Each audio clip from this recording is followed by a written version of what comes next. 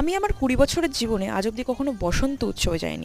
So hello everyone, আমি অর্ণবী। আশা করি তোমরা সবাই ভালো আছো আর আমিও বেশ ভালো আছি। তো আমি গেছিলাম বসন্ত উৎসবে। আমার একটা ছোট্টবেলার বান্ধবীর বাড়িতে এরকম ছোট করে একটা বসন্ত উৎসবের মতো অনুষ্ঠান হওয়ার কথা ছিল, যেখানে সবাই নাচ গান আবৃত্তি যার যেটা ইচ্ছা সে সেটাই করবে।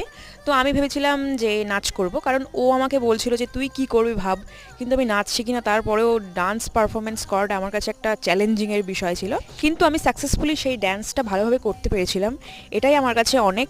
তো অলরেডি আমার চ্যানেলে বসন্ত উৎসবের লং ভিডিও আপলোড করা হয়ে গেছে, তোমরা যারা দেখোনি তারা দেখে নিও। দেন ওখানে যারা গেস্ট ছিল সবাই নিজেদের মতো পারফরমেন্স করছিল, কেউ আবৃত্তি বলছিল, কেউ নাচ করছিল, কেউ কবিতা বলছিল, আর আমি এখানে ডান্স করছি। আমার ডান্সের ফুল ভিডিওটা আমি আমার চ্যানেলে আপলোড করে দেবো। দেন অনুষ্ঠানের শেষে খাওয়া দাওয়ার পর্ব শুরু হয়ে গেছিলো, আর এখানে হাফ খেয়ে আমার শ্যুট করার কথা মনে পড়ে। তো এটাই ছিল আমাদের ছোটোখাটো একটা বসন্ত উৎসব।